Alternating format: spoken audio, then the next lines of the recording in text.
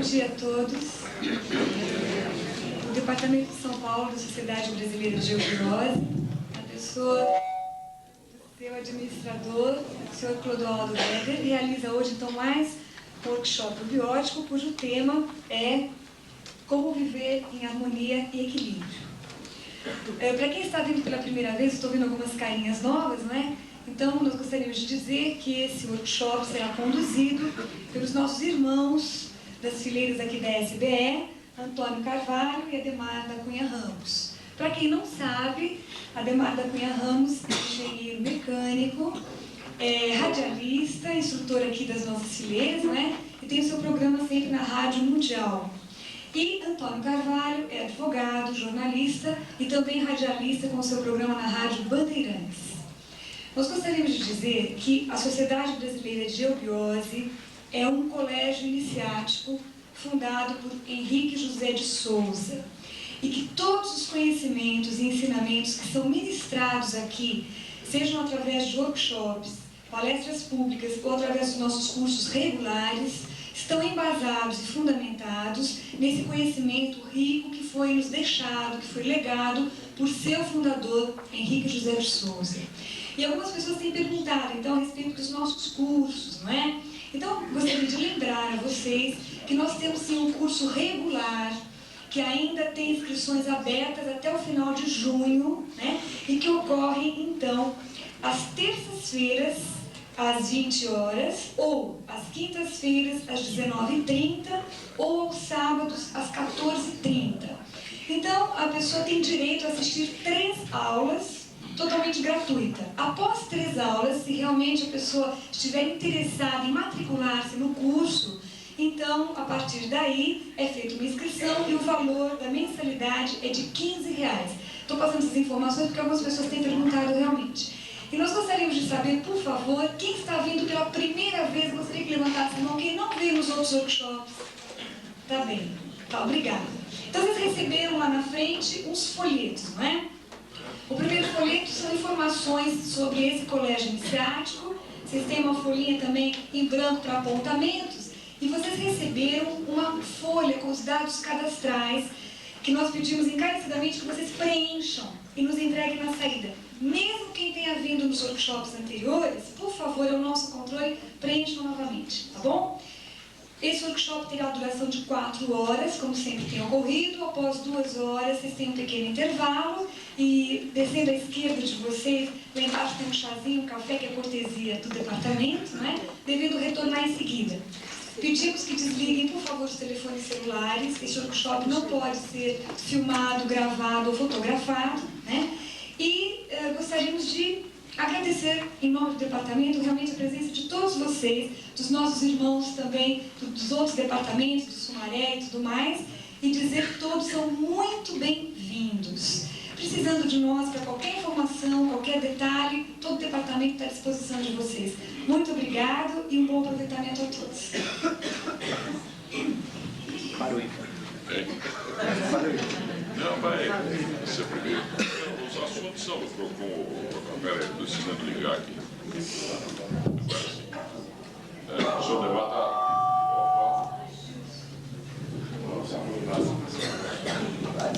Alô. 1, 2, 3, tá bom? Um pouquinho menos.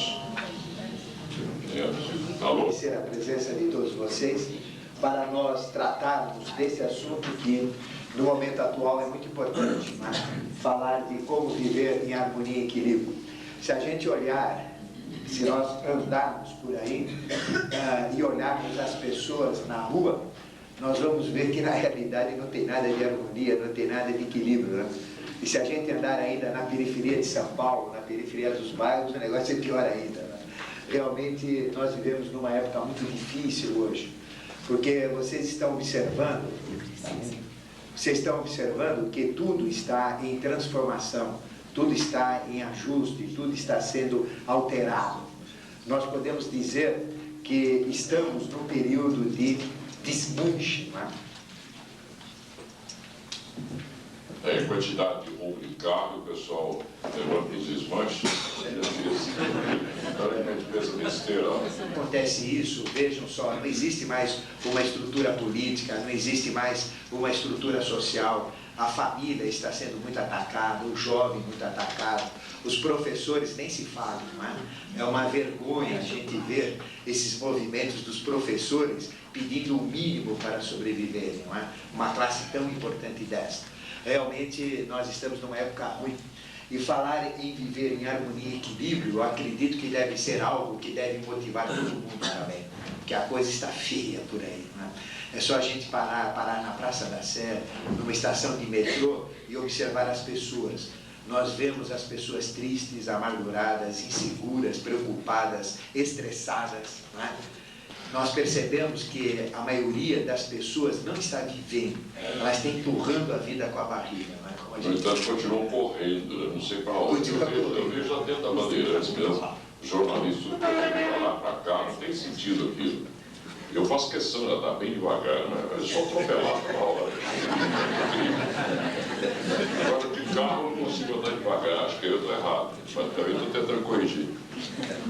E dentro desse tema, como viver em harmonia e equilíbrio, nós vamos falar da vida, vamos falar da harmonia, vamos falar do equilíbrio, para nós adquirirmos realmente o conceito eubiótico do que vem a ser tudo isso. Vamos começar a falar da vida no conhecimento eubiótico. A vida no conhecimento eubiótico, ela é muito mais abrangente do que a gente entende assim numa primeira vista, né? De imediato.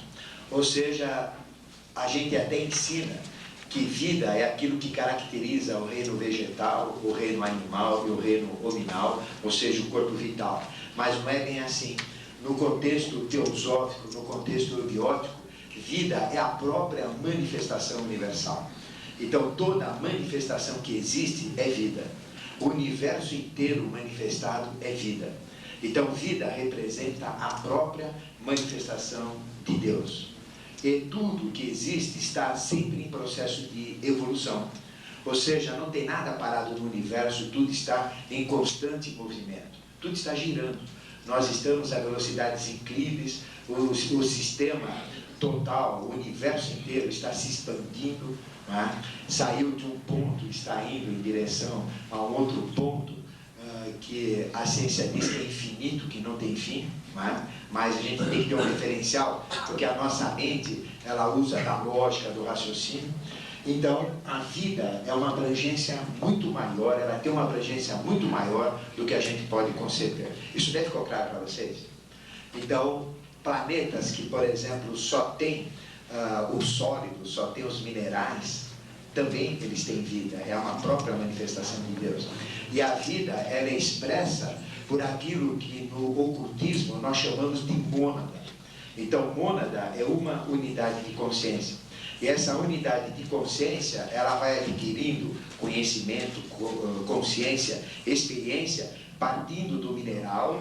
Depois ela passa para o vegetal, passa para o animal, passa para o hominal, que somos nós. Depois, no futuro, vai passar para o reino angélico, vai passar para o reino de semideuses e vai passar para o reino de deuses. Aí termina um ciclo evolutivo. E veja que a vida não é só o que está manifestado, é o que não está manifestado, porque tudo é cíclico também. Às vezes a gente dorme, né? Se está dormindo, a gente apaga, não é mais, né? Aí acorda, passa a ser novamente, a consciência cai na vigília. A gente dorme, apaga a consciência, mas nós continuamos vivos. E a vida universal é exatamente isso, ela tem esta abrangência enorme. Então tudo é vida. O conceito exato da teosofia diz que tudo é vida. Tudo que é manifestado é vida, não só o que tem corpo vital. Perfeito? Isso que o professor Demar está dizendo bate com algo que eu digo lá na Bandeirantes há bastante tempo. Tudo que se manifesta para a vida universal em quaisquer plano de matéria, e os planos de matéria são 7 vezes 7 vezes 7 vezes 7 vezes 7 vezes 7 vezes 7, 7 vezes. E depois ainda de subdivido na opção de coisas, na opção de 7. Tudo que se manifesta para a vida universal tem que submeter a chamada lei da polaridade, positivo e negativo, para fazer o jogo, né? De alfa e ômega, como dizia o Cristo, eu sou o alfa e o ômega, ou por portanto, eu tenho esse conhecimento, o que eu queria dizer.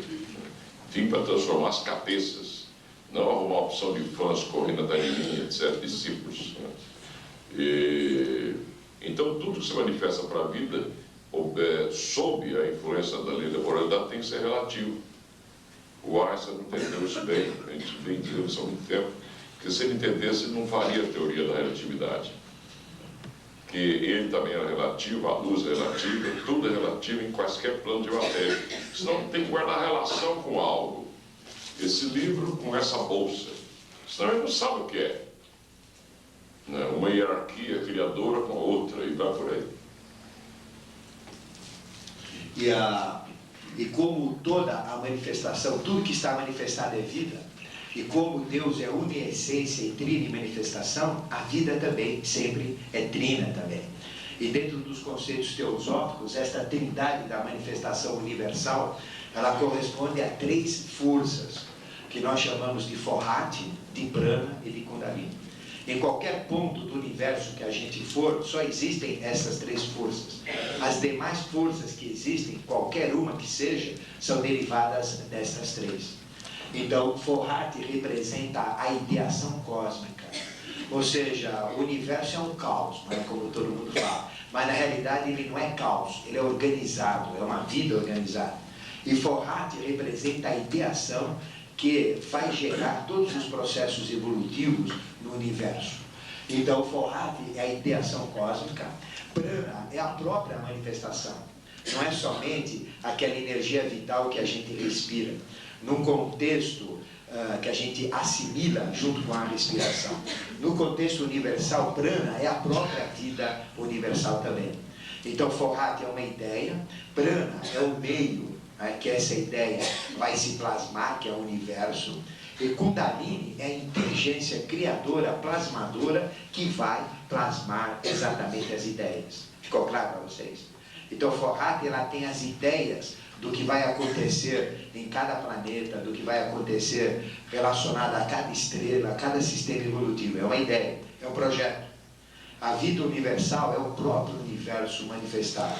E Kundalini é a inteligência criadora, que é oposta a Forrati, que realmente põe a mão na massa e que modela e que faz a vida adquirir formas.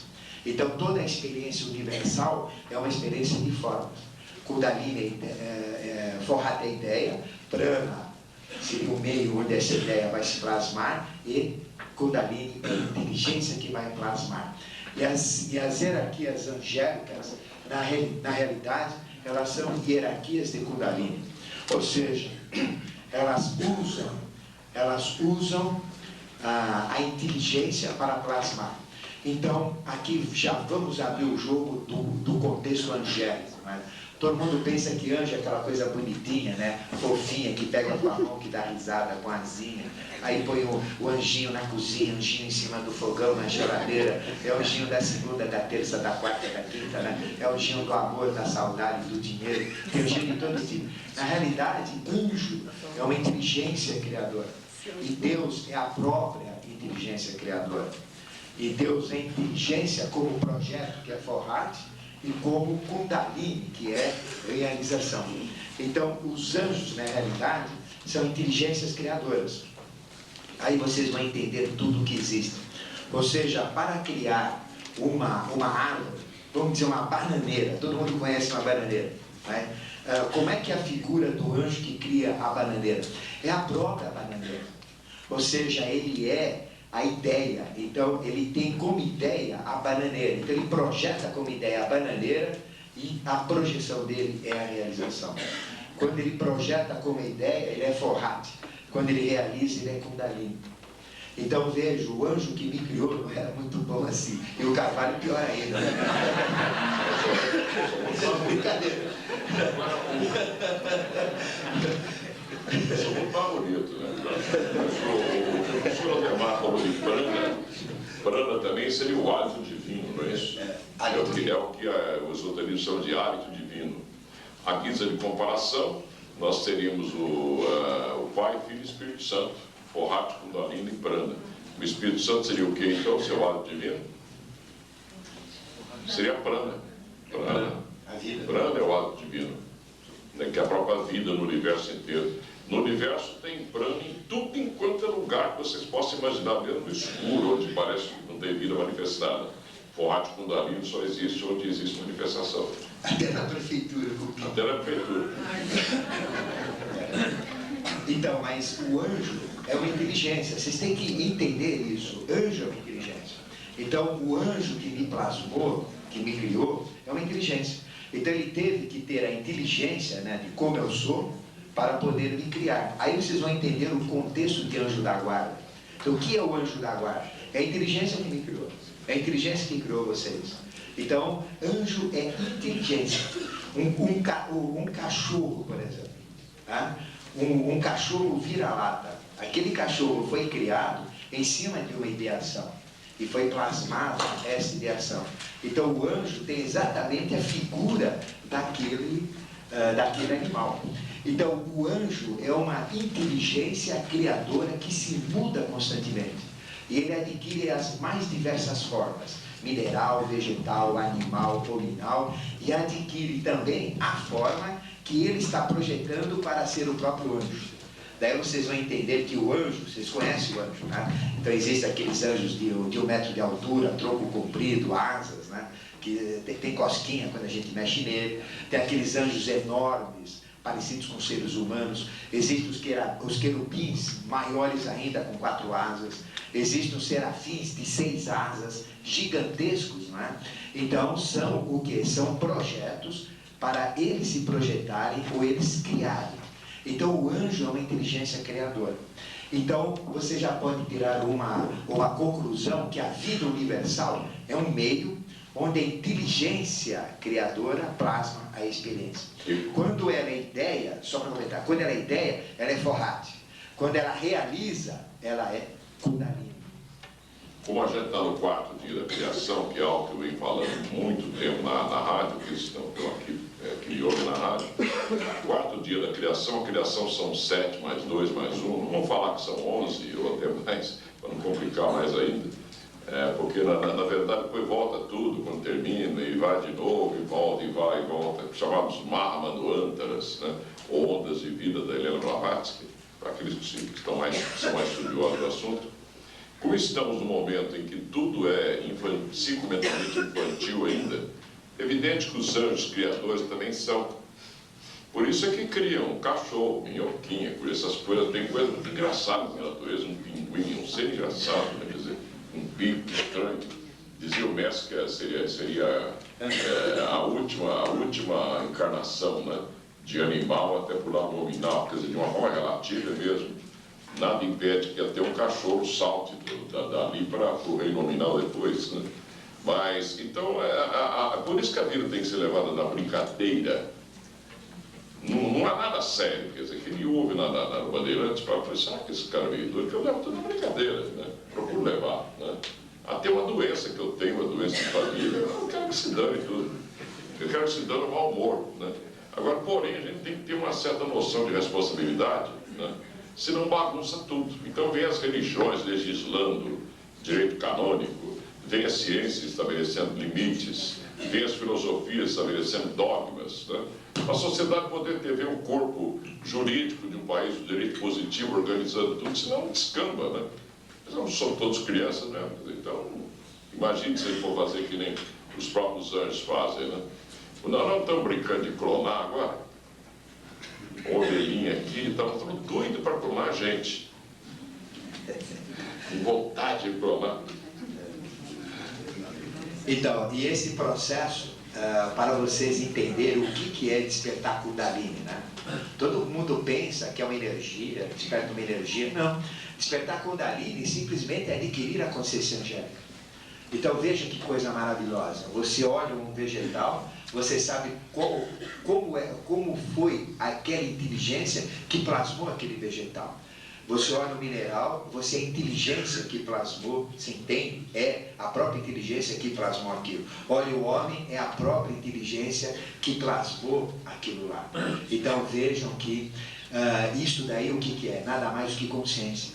Então todo o processo da vida universal é isto. É transformação de ideias em realizações. E quem promove isso são os anjos, inteligências criadoras.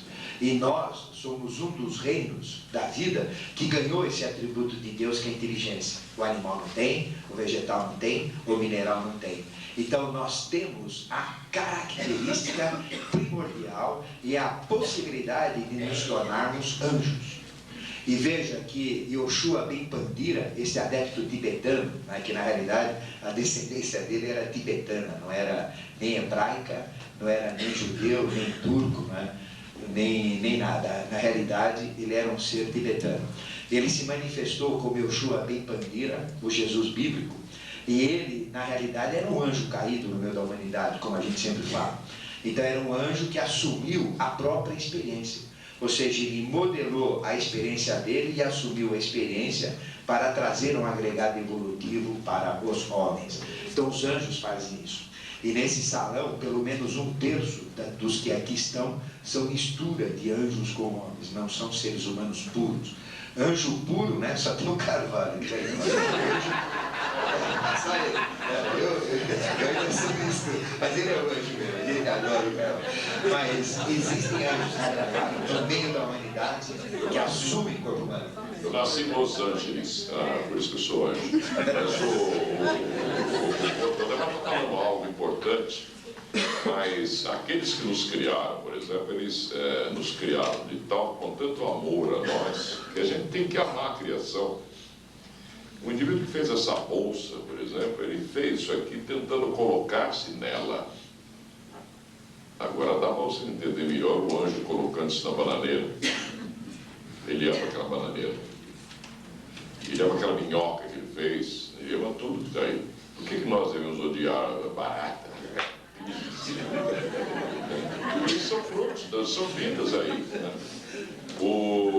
Só que um dia, quando tivermos poderes, né, nós próprios também criaremos anjos.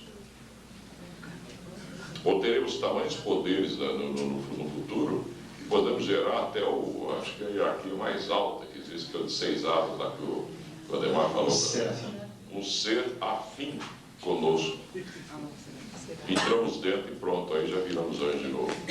Então, primeiro sem asa, né, e vamos fazer uma opção depois ganhar umas asas de novo, sei lá. Agora essas asas é complicado, sabe por quê das asas, não? Então, a gente quanto mais sabe, pior fica. Tem asa, né? Não dá pra, só sendo para saber mais tarde. Né? Voar onde? Quer dizer, voar no éter, né? Não tem peso, deve ser, né? O corpinho bem levinho, você vai num lugar. Dizem que tem uma árvore enorme, né?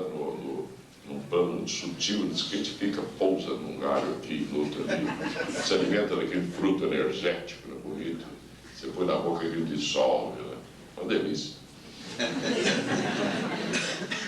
Mas, na realidade, tudo é uma questão de consciência. A gente está falando isso para que realmente vocês entendam o processo global. Vida é transformação de vida energia em vida consciência. Ou seja, é se integrar nesse trabalho angélico, se integrar nas ideias, se integrar na realização. E quem está atrás disso são os anjos. Quando a gente fala que os fenômenos UFOs, né, são fenômenos angélicos, as pessoas se assustam, falam, como é que é possível? É fácil. Anjo, ele se projeta nas coisas. Né? Eu sou reflexo de um anjo. Né?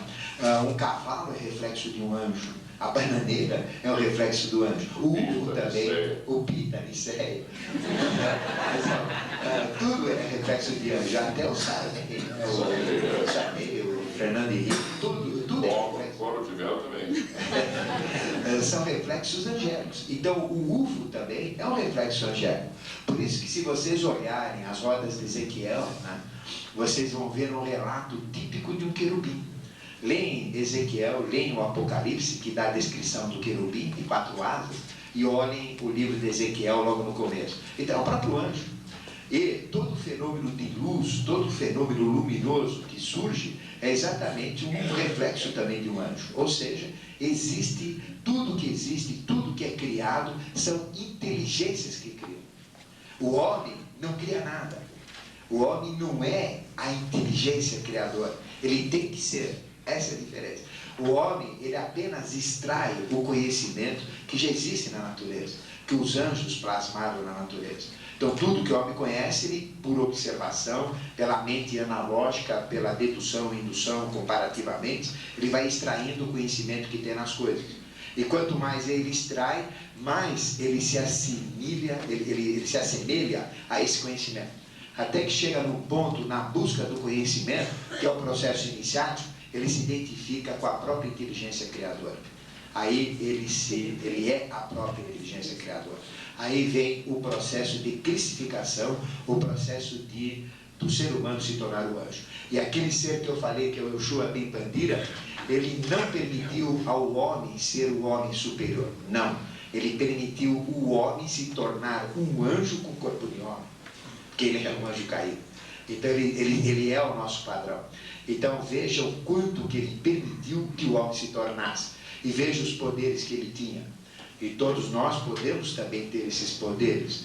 Todos nós podemos despertar os 8 poderes do adepto, que fica num chakra, que nós temos, o 8º chakra, chamado Vibhuti, de 8 pétalas. Cada pétala dá um poder. E Jesus tinha esses poderes. Moisés também, como ser de hierarquia, tinha esses poderes. E nós podemos desenvolver esses poderes. Como? Se integrando na consciência criadora. Então, a vida no conceito universal é isto. Existe uma hierarquia que representa a ideia, que nós chamamos hierarquia do raio divino. Existe a vida universal e as hierarquias que plasmam a ideia, que são as inteligências que nós chamamos de anjos. Então, existe anjo de todo tipo. Então, quando a gente fala em anjo, o contexto é muito maior do que essa palavra diz. Não é? Bom, a ideia, o meio e a realização. E para criar isso existem forças. A ideia é sattva, ou seja, quando existe uma ideia, na manifestação surge a vibração. Então tudo está vibrando no universo. Nós vamos falar da harmonia, por isso que é importante falar da vibração agora. Então tudo está vibrando. Então a ideia é vibração. Os quakers, quando despertam a sua espiritualidade, eles ficam tremendo. Tá? O sujeito, quando dá uma acendida no Kundalini dele, né? O que acontece? Ele também treme. Quer dizer, é uma energia que faz a pessoa tremer. Né? Parece delírio tremens. Né? Só que é consciência tremens. Então, sattva representa a vibração. Então, no princípio material, tudo é vibração. E essa vibração permite a própria existência da vida universal. Ou seja, não tem nada que não esteja vibrando. Não tem nada que não esteja movimentando. E a grande lei cósmica, dos maiores mistérios cósmicos, é que todos os planetas, eles giram em órbitas elípticas. E a elipse, ela existe exatamente para provocar a própria vibração. Porque ela tem 2 centros.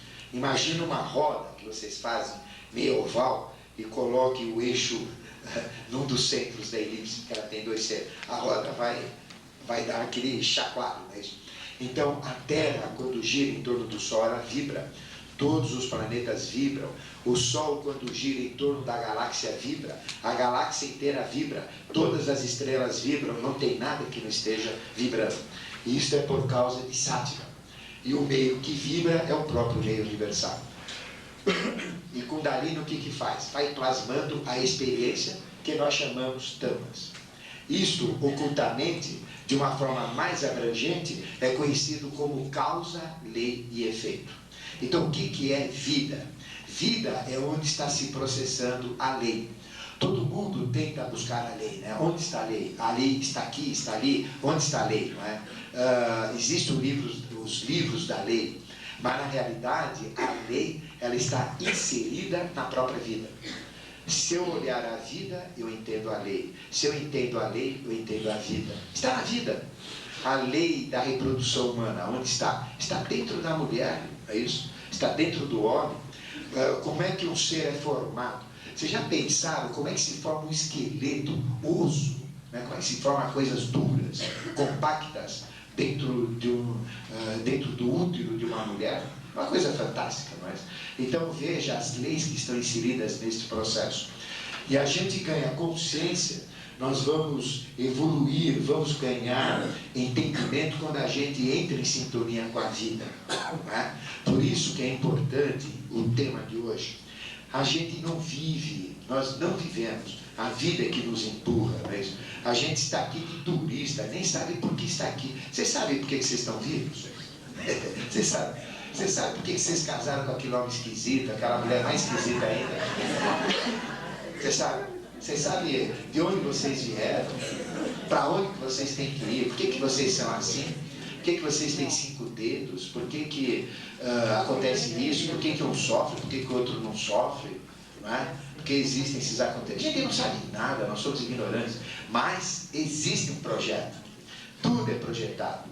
Toda a civilização, não é isso? A civilização do futuro, como é que vai ser a nova era? É fácil. Querem saber? Entra na consciência angélica, onde existem esses projetos futuros, que é o mundo de Badagas, que é o mundo astral do futuro.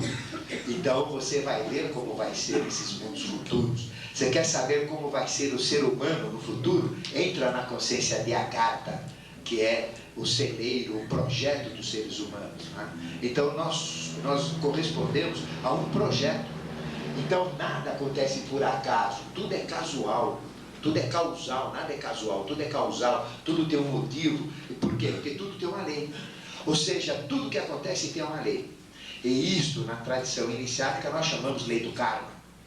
Agora, karma, por exemplo, o homem acha que é a sogra, que é o karma dele. A mulher acha que é o cachorro que o marido tem. A outra acha que é o vizinho.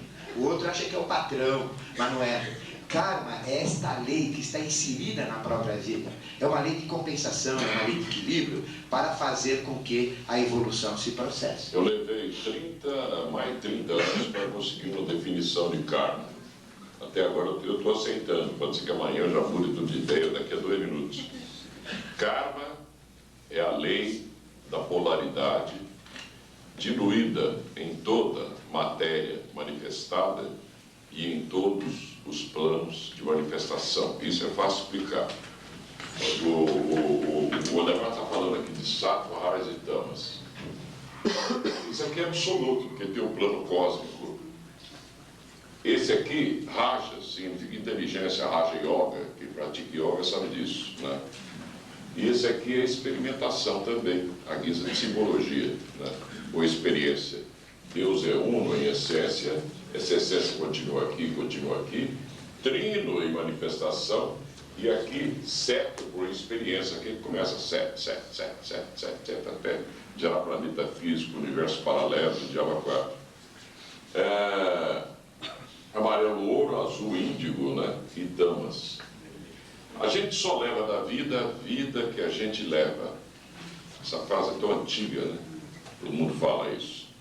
A única coisa que a gente leva da vida é que a gente sai daqui com ideação, passa pela inteligência cósmica, que é a primeira lei do Hermès Trismegisto, onde tudo é polarizado e relativizado daqui para frente, né?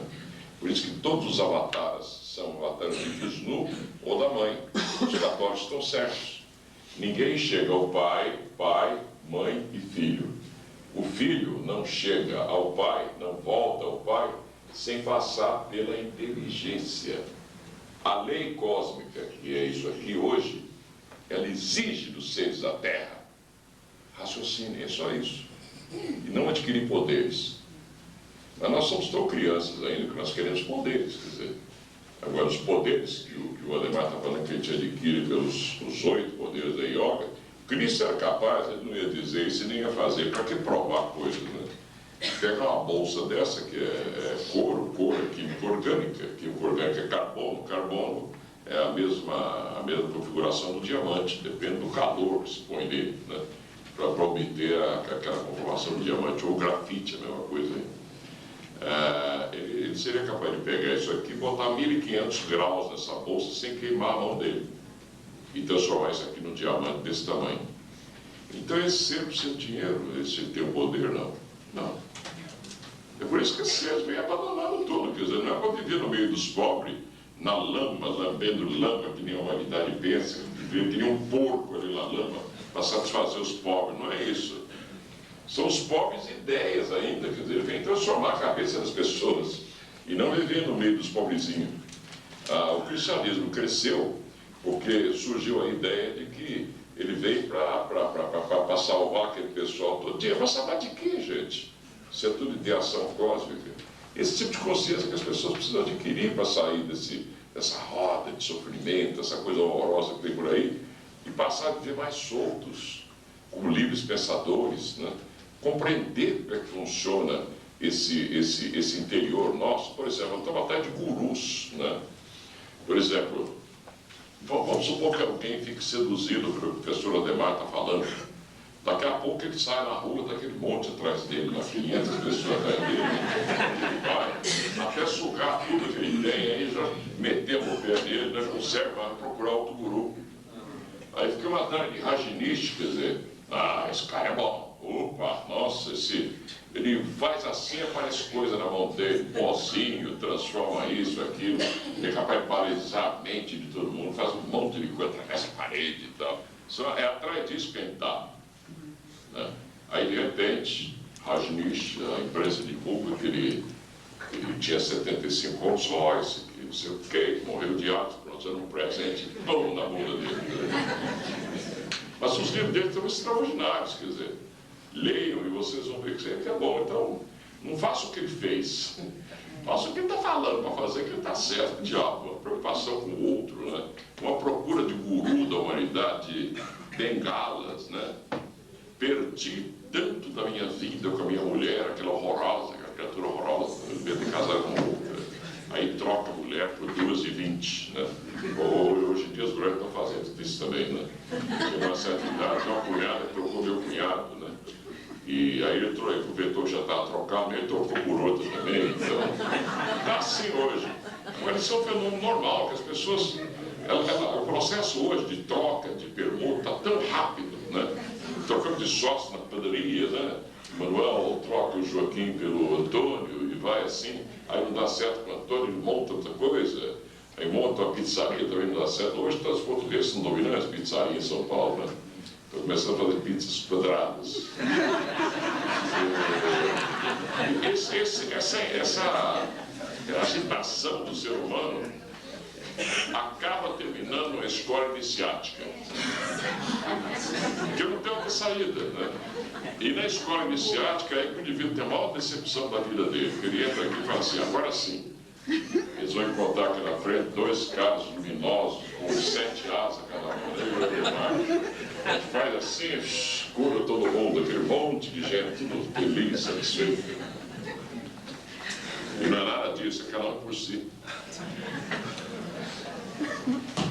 Então, no conceito eubiótico, a vida tem toda essa abrangência. E o objetivo de uma escola de iniciação é fazer com que a nossa inteligência limitada, pequena, não é isso? Através desse processo da lógica, da razão, do raciocínio, que como o Carvalho sempre diz também, né? Quanto mais a gente estuda, mais burro fica, né? Porque aumenta a nossa capacidade de medir a nossa ignorância, e cada vez ela é maior. Aumenta a capacidade da gente saber o que não sabe, e cada vez é maior. Então, o objetivo é esse. E a vida tem esse contexto, é a própria manifestação de tudo que existe. Por isso que nós temos de ter interesse em tudo que existe, em toda a literatura, em todo o conhecimento, e não só se fixar, por exemplo, no livro, né? Num livro pode ser o mais sagrado possível. Não, temos que usar tudo. Todas as artes, todas as filosofias, todas as ciências, todas as tradições, todos os povos, tudo que existe, o universo, o micro-universo, macro-universo, porque a vida é isso daí. E a vida não é só aquilo que a gente enxerga, aquilo que a gente tem consciência, é aquilo também que nós não enxergamos. Ou seja, a vida e a morte. Bom, morreu, acabou a vida. Acabou nada, continua a vida. Ou seja, quando a gente morre, a gente nem sabe que morreu. Nós vamos para o astral e lá tem tudo que tem aqui. Tem a Nicéia, tem o Bíblia, tem tudo que tem. Isso existe aqui outra vez. Agora, me livrei. A mulher fala, mas agora o livro do marido, não livro. Agora o livro da sogra, não livro. Então, a vida continua. Porque existe a vida no físico, no vital, no astral, no mental. E existe a vida também no mundo espiritual, que nós não temos consciência de entender, mas quando tivermos, existe a vida também. Então, Nós temos um instrutor, que é o próprio Vladimir Ballesteros, uma pessoa fantástica, que nós amamos muito, né? Ele escreveu esse livro, A Vida na Morte. Já disse tudo. Quer dizer, morte é uma maia. Existe a vida além da morte, não é isso? Então a vida é universal, é um princípio universal. Ou seja, a vida é eterna, é onde a gente quer. Então, existe vida na Terra? Existe. Existe vida no universo? Existe também. Bom, mas quantas estrelas tem na nossa galáxia? Na nossa galáxia tem 150 bilhões de estrelas. Só na nossa galáxia. É uma galáxia. E tem 150 bilhões de sistemas evolutivos. O homem é apenas um sistema. Ou seja, o sistema solar é o Sol. O que é Mercúrio, Vênus, Terra, Marte, Júpiter, Saturno, Urano, Netuno e Plutão? Os 9 planetas. O que são? Pedaços do próprio Sol. Ou seja, a Terra nada mais é do que um pedaço do Sol que saiu. E veja que a Terra, quando foi esfriando, a inteligência solar, que o Sol é inteligência pura, ela vai então modelando tudo que tem na Terra. Este microfone é Sol, esta flor é Sol, o pita é Sol, a bandeira é Sol, a parede é Sol, o carro de vocês é Sol, tudo é Sol, porque tudo veio do Sol. Então o que é Sol? É inteligência criadora. Então vamos entender agora que cada estrela é uma inteligência criadora. Daí vem Súria, a inteligência criadora. Aí vem Cristo, Crestos, que é Sol, é a própria inteligência criadora. E não é à toa que existe o culto ao Mitra, o culto ao Sol, em todas as tradições, inclusive os egípcios que adoravam Ra, o deus Sol, não é isso? Porque Sol é a própria inteligência, então o Sol representa a grande manifestação. E os fenômenos UFOs são projeções de anjos. Atrás do UFO tem um anjo. Não existe um ser de uma outra galáxia, de uma outra Venade Capela, da estrela de Pirituba Mirim. Não tem nada disso. É tudo daqui. E nós somos uns idiotas. Existe uma maia. Essa palestra já existia. O que eu vou falar daqui para frente, que o Carvalho vai falar, essas piadas sem graça que a gente conta, já estão todas lá. O que nós somos? Nós somos uma consciência que está acompanhando isso. Vocês sempre existiram. Né? Vocês, antes de nascer, vocês já existiam. Ou seja, nós somos uns idiotas que estamos acompanhando, né? Ponto por ponto, o instante da evolução está acontecendo o tempo. Essa é uma maia. Então a vida já existe no universo inteiro. Já existe. Em cada estrela é um sistema evolutivo, como o mestre diz. Cada um de nós está ligado a uma estrela. Então a vida é universal. Só que não é essa vida do ser humano. Isto é só do Sol. Para vocês entenderem a riqueza da criação. Cada estrela é um sistema evolutivo. Lá não é o homem que vai existir. Lá é um outro ser que vai existir. Então vejam a criatividade. E existem 150 bilhões de sistemas evolutivos só na nossa galáxia. Vocês sabem quantas galáxias existem?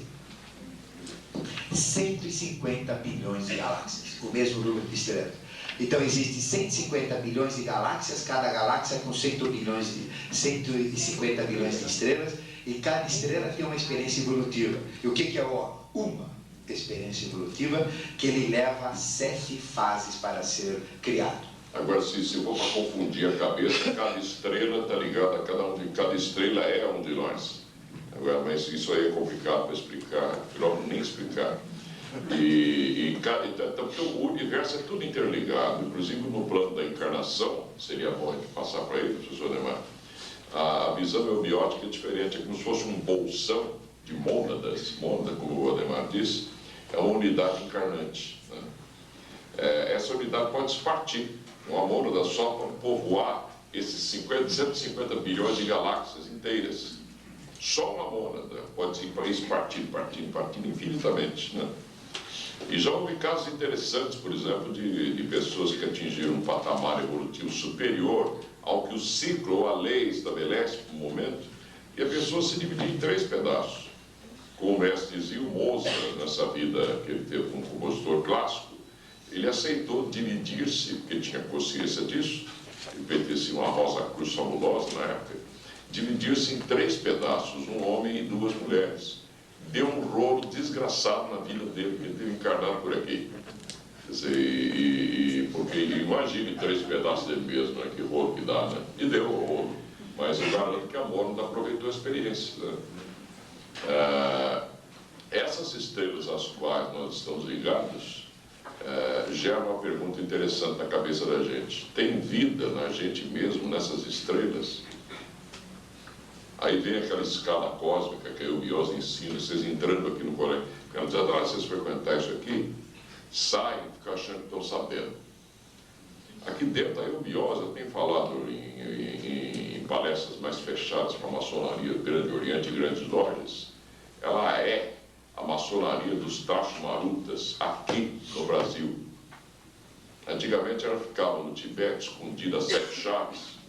O Tibete era a luz, ou a ideia, né, no norte da Índia, Tibete, Mongólia, ele ficava no Buda, e ia jogando as pérolas para o ocidente, em forma de parábola. E a maçonaria daqui, Rosa Cruz e outras, né, principalmente a maçonaria, ela tinha uma função mais ostensiva, por isso que ela meteu o dedinho nela em tudo, enquanto é grande movimento do mundo, se você prestar atenção. Ai de nós sem a maçonaria. Quer dizer, Grande Oriente e grandes lojas hoje em dia, né? E com todos os ritos e lojas que ela tem, uma organização fantástica, né? Eu tenho mostrado de lojas maçônicas. Não é o problema da gente ser melhor que a maçonaria, quer dizer, pode dar a impressão que quem está querendo ser melhor. Isso não existe dentro da gente. É o que eu tenho falado com o pessoal aí fora. Porque pode dar a ideia que queremos ser maiores, daqui a pouco nós botamos a ondinha de fora e começamos a fazer que deu o Rajneesh, vender informação. Não é nada disso. É que até então a ordem agora é abrir a eubiose, né? Mas a eubiose ela está se abrindo, precisa haver gente que tem interesse em entrar aqui e descobrir. Mesmo os irmãos de série interna aqui, eles têm preguiça de ir e às vezes não tem tempo essa vida agitada, de ir nas revelações do mestre e descobrir isso que nós estamos falando aqui. São coisinhas miudinhas de tudo que tem aqui. Eu às vezes fico angustiado quando estou fazendo uma palestra, porque isso aqui é porcaria nenhuma que nós estamos passando.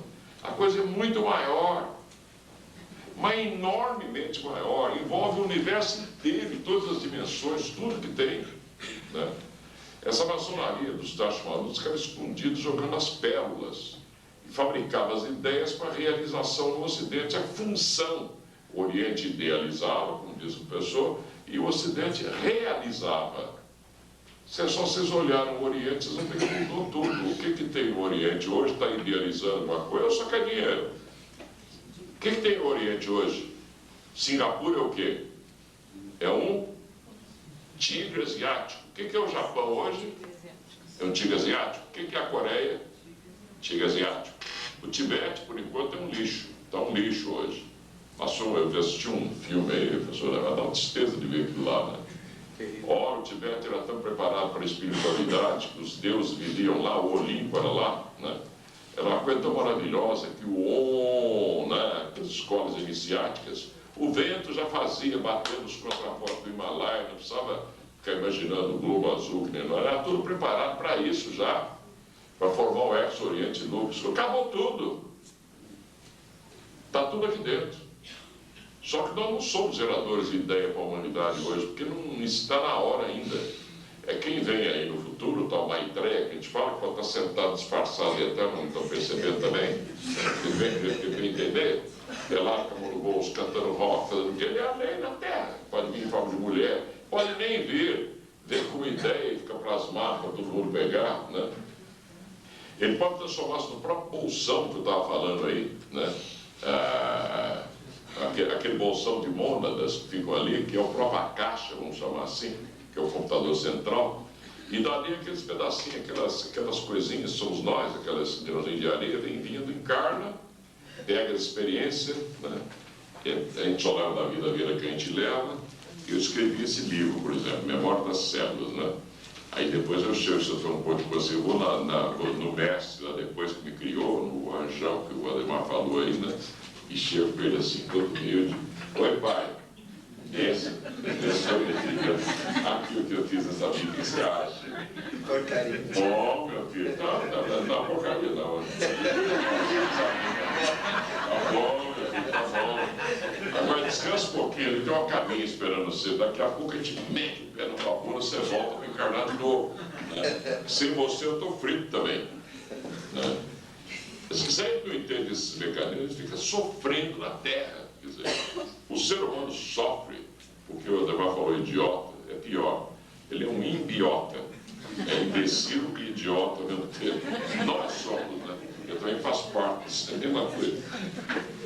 Às vezes eu deito na cama e penso, puxa, podia me ajudar a controlar peso, né? Mas comer sem engordar, mas que coisa tão boa, né? Comer um leitão a produto inteirinho, né?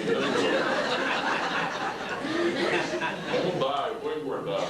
No dia que eu for plasmar o ser humano, eu posso tentar botar, quem sabe, nele uma moela que nem de galinha, que você destrói qualquer coisa, né? Mas aí é perigoso, você bota aquele negócio que transforma em ruminante, né? Mas é perigoso também, né? Ele pode virar cavalo, não é isso que eu quero. É bem complicado. Então, e essa vida universal, a gente ouve vida universal, ouve falar, mas ela é muito mais abrangente. Ou seja, a vida é universal, não é só isso. Agora, nesse momento aqui, são 10h10, né? 10h10, dia 11, domingo, a vida só tem aqui. Por quê? Porque a nossa consciência está aqui. Então, a vida está onde a consciência está. Se eu expandir a minha consciência, eu vou expandir a minha vida. Então, veja o que é eternidade. Todo mundo diz que a gente é eterno, não é isso? Ou seja, vocês sempre existiram. Nós já participamos de outros sistemas evolutivos e vamos participar de outros sistemas evolutivos também. E o que é, então, participar do sistema evolutivo? É a gente ter o foco da consciência na evolução.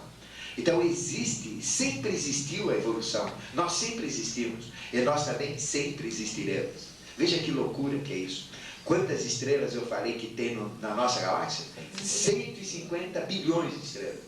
Então, nós vamos vivenciar 150 bilhões de estrelas na nossa galáxia. Mas existem 150 bilhões de galáxias. Cada uma com 150 bilhões de estrelas. Para levar, vai contar. Para levar essa vida que a gente já acha complicado. Vocês já imaginaram, vocês vão ter que viver tudo isso. Vão ter que viver, não, vocês estão vivendo tudo isso. Essa é a realidade. Ou seja, nós somos eternos, nós sempre existimos e nós existiremos. Então, eu posso pegar a minha consciência e jogar para frente. Aí, o desenrolar do que está acontecendo, que já existe, essa palestra já está plasmada até o fim dela. O macarrão que vocês vão filar na boia lá na casa da sogra, da mãe, o churrasco que vão comer depois, o que vocês vão, o que vai acontecer, já está tudo, já existe. A morte de vocês também já está lá, está tudo lá. E o que nós somos? Nós somos uma consciência acompanhando todos esses acontecimentos. Daí a dificuldade de combater vício também, né, Ademar? Eu, por exemplo, você falou em macarrão, já pensei num pedaço de carne assado, então eu já plasmei. Agora, como é que eu vou deixar de comer essa carne que vai me fazer mal, talvez, depois? Eu já plasmei um pedaço de carne lá, aí ele cai na minha cabeça, quer dizer, na minha boca. E eu... Então, a vida universal é esta. E veja que toda esta consciência a gente não tem. Mas à medida que a gente busca a inteligência angélica, busca a inteligência superior, cresce a nossa consciência, porque a regra que nós temos do nosso mestre é uma, né? É transformar vida em energia e vida em consciência. Isso é evolução. Então, à medida que a gente adquire esta consciência, a gente vai participar de outros processos evolutivos. A coisa é chocante até a gente pensar nisso, né? Que nós vamos viver em 150 bilhões de estrelas em cada galáxia, em 150 bilhões de galáxias.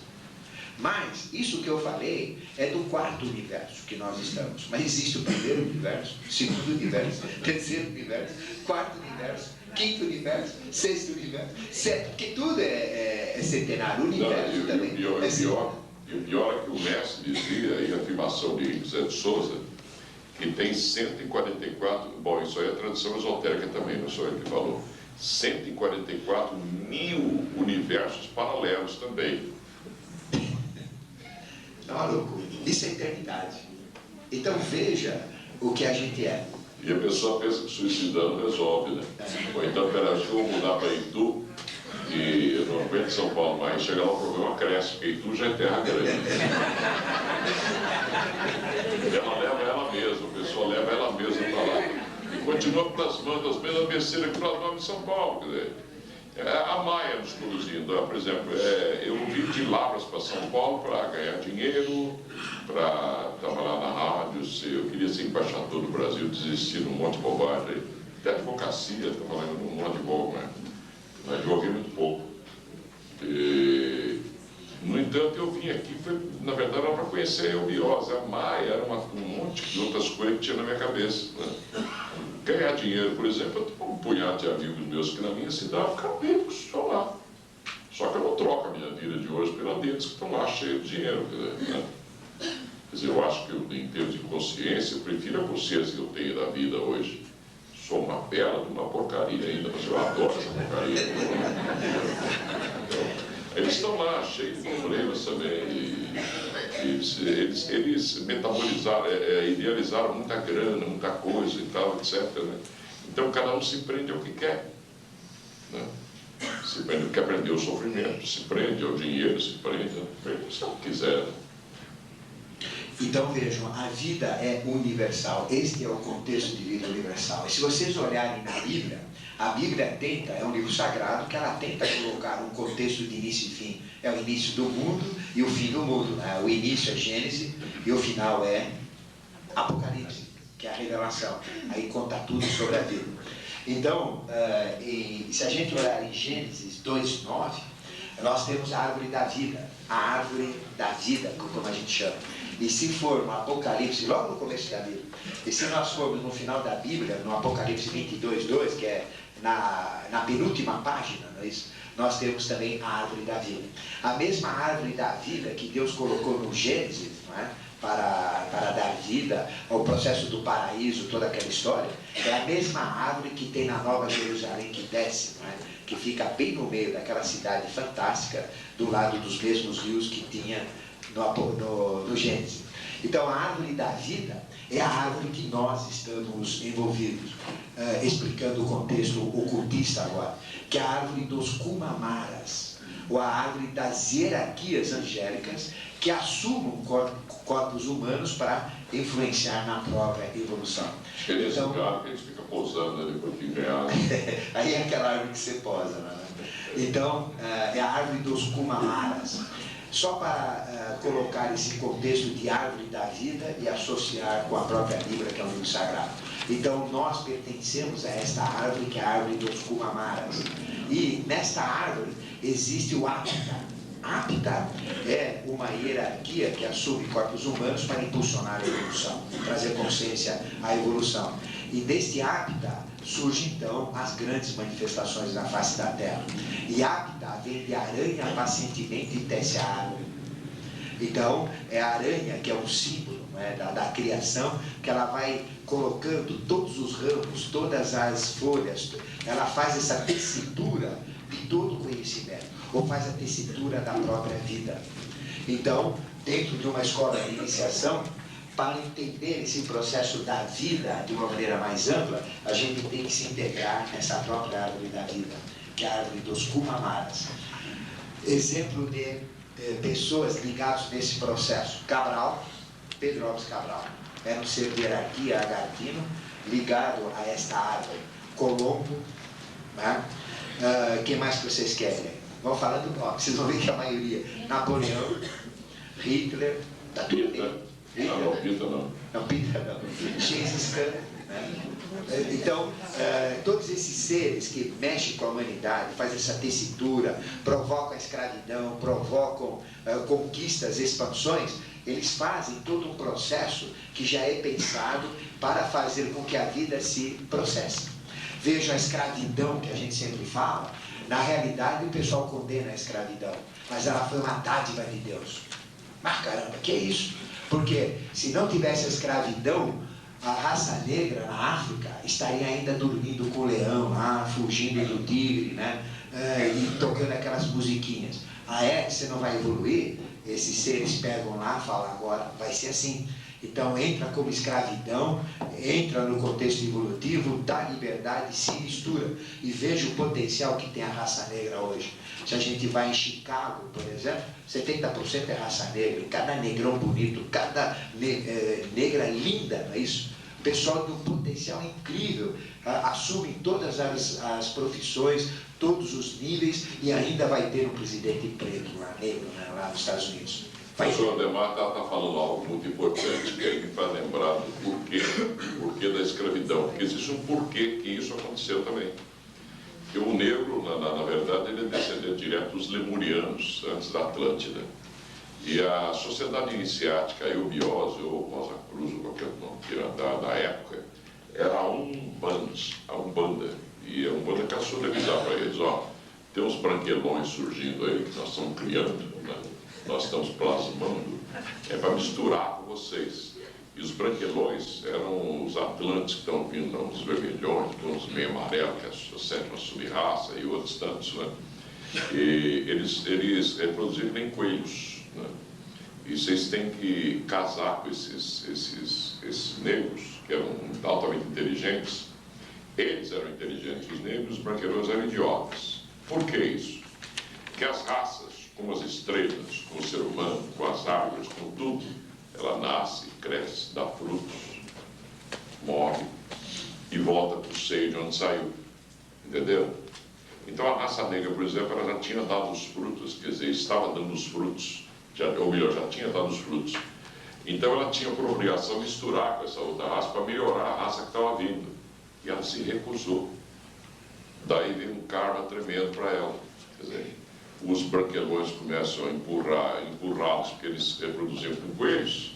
E os negros da época diziam assim, não, nós vamos levar uma vida boa, nós temos que ir ao cinema, temos que nos divertir, não sei o quê, ficar com filha, para ter aquele filho atrapalhando a gente. O que é isso, né? Imagina, precisa ter carro, ter isso, ter aquilo, levar uma vida mais confortável, né?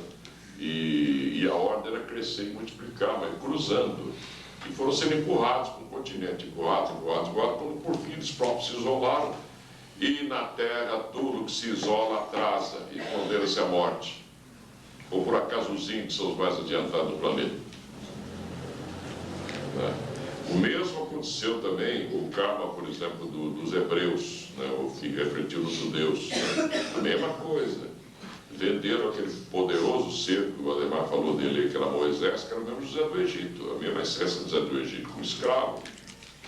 Ora, ele volta depois como faraó, sem saber lembrar quem ele era, né? Mas com uma missão precípua de equilibrar a karma. 100 anos de escravidão. Nada é perdoado na face da Terra ou em universo nenhum, senão o ser humano não aprende a viver. Não tem esse negócio de eu dei uma facada, chego lá, oh meu Deus, eu me arrependo tanto. Furei o indivíduo, mas eu dei um furinho só e matou ele. Não adianta, vai morrer do mesmo jeito para aprender, não adianta. Até estragos ao corpo físico que a gente faz, né? Um indivíduo aí que termina a vida dele com o rim, os filhos lá arrasado de tanta 51. Ou leite de onça, ou qualquer outra bebida brava, Andréia, sei lá. E termina a vida dele com cirrose, né? Ora, perfeitamente quando voltar uma criança com atresia das vias biliares. E fica essa turma de certos como nós nas ruas aí, fazendo pedágio, arrumando dinheiro para trocar o filho daquele panaca que estragou a vida, né? Trocar lá nos Estados Unidos $350 mil para trocar o filho daquela criança que terminou a vida dele, que a responsabilidade não é que nasceu com o corpo, tá vendo aí? E mesmo sabendo disso, nós estragamos, quer dizer, eu vou sair daqui, talvez eu coma uma feijoada. Então, todo o processo da vida, ela relaciona-se a esta árvore da vida, e a árvore, ela simboliza todo o processo também de vida. Por isso que os judeus, né, que representam a raça escolhida, usaram nomes de árvores, né, dentro dos seus nomes, quando houve a diáspora judia, que não podiam se identificar como judeus, usaram o nome de árvores. Mas o Ademar não chegou a árvore, ele chegou a árvore. Bom, mas aqui vem minha defesa. Carvalho é uma árvore, ramo tem todas as árvores. Isso é mais universal. Brincadeira. Mas olha, eu fiquei feliz, né? Nós estivemos, inclusive, com algumas pessoas que estão aqui em Sintra, né? E lá tem o Palácio de Sintra, né? Aquele que tem duas chaminés enormes, onde era a gente pensa... Não, aquilo era para cozinha mesmo, para fazer a comida, né, dos reis. Mas eu achei o seu símbolo lá, né? Até eu vou te dar depois, pertinho do meu, lá do lado. Lá. Então tem o Cunha, que é o meu, e Carvalho, que é o seu. Né? Os dois juntinhos, né? Tá bom, né? Eu já estava junto. Já estava junto. É caro, mas... Mas a vida, então, tem esse contexto muito mais amplo. Né? Agora, já que a gente tem essa ideia do que é a vida, vamos falar da harmonia, não é isso? Vamos falar do equilíbrio. Mas vamos falar um pouquinho também da vida e da autoconsciência. Não é? A consciência não é somente essa de vigília que a gente tem. No processo de iniciação, nós temos que ter continuidade de consciência. Ou seja, a gente tem que ficar acordado o tempo todo. Porque os anjos não param. Esse negócio de cada 20 minutos chamar um anjinho, ele vem, resolve os problemas da gente, isso não existe. Ele trabalha 24 horas por dia, são inteligências que não param. E eles são inteligências que sustentam, vão transformando, vão mudando. A nossa própria transformação, o nosso próprio envelhecimento, o nosso próprio crescimento. Agora a gente cresce na barriga, no cemitério de frango. Mas quando a gente é criança e vai crescendo, não é isso? São os anjos que fazem esse crescimento. Porque nós somos reflexos deles, não é isso? Então, veja, eles não param um segundo sequer. Não é? Então, são inteligências criadoras. E para a gente entrar em contato com essa inteligência, nós temos que ter continuidade de consciência. Morte e vida é uma maia. Nós não morremos nunca, nós somos eternos. Quando a gente acabar o sistema evolutivo aqui da Terra, nós iremos no outro sistema evolutivo, ainda do sistema solar, que é Vênus, que é o sistema angélico. Olha, é a quarta experiência. Nós já vivenciamos como mônadas as experiências de Saturno, ligadas ao mineral. Vivenciamos as experiências do Sol, não desse Sol, um Sol anterior, experiências vegetais. Nós já vivenciamos no outro sistema as experiências animais, que era a Lua. Não essa Lua, esse é um cadáver, é um defunto da Lua que eu estou falando. Estamos vivenciando as experiências luminais. Ainda quando terminar tudo isso, né, nós vamos vivenciar experiências angélicas no sistema chamado Vênus, vamos vivenciar experiências de semideuses no sistema chamado Mercúrio e vamos vivenciar experiências de deuses no último sistema, que é Júpiter, no sistema solar. Acabando o sistema solar, aí a gente vai ter uma nova experiência, não mais dentro desse contexto que eu falei, dessas 7 fases, mas vamos ter uma outra experiência no outro sistema. Isso não para, é eterno. Agora, é muito difícil isso que o Ademar está falando. Eu posso falar por experiência própria. Eu venho tentando, há quanto tempo eu venho tentando adquirir consciência no astral? Mas eu não sei quantos aqui dentro tem isso, o senhor Ademar consegue, o Clodoaldo, o pessoal aqui, mas que coisa difícil, puxa vida. Eu já encontrei pessoas que me encontram no astral, e, no entanto, eu não me lembro do dia seguinte, porque eu acho que talvez por um mecanismo de esquecimento queria me prejudicar. Né? Fui contar algo para um primo meu, que a gente está ligado até outras vidas, né? Daqui da sociedade, acho que até contei essa história uma vez aqui.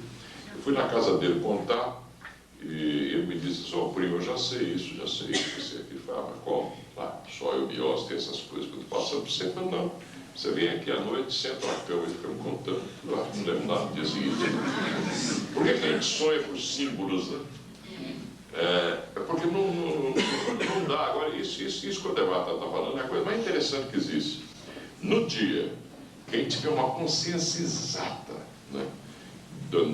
Tanto faz dormindo como acordado do que está acontecendo, nós passamos de iniciado para adepto até.